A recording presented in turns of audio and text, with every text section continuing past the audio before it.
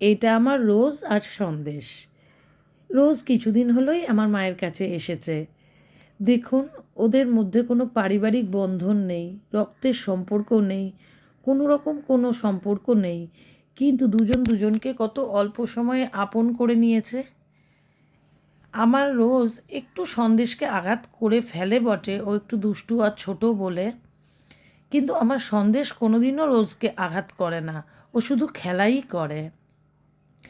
যারা ডগ লাভার নন তারা ওদের একটু অবহেলা করেন, কিন্তু একটা কথা বিচার করে বলুন তো, ওদের মধ্যে ভালোবাসা কি আমাদের মধ্যে আছে?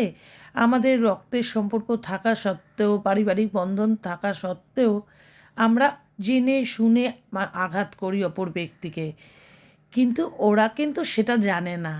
ওরা শুধু ভালোবাসা দিতে জানে, ওরা পাওয়ার আশায় কিন্তু ভালোবাসা দেয় না। ওদের আঘাত না করলে ওরা কিন্তু আঘাত করে না।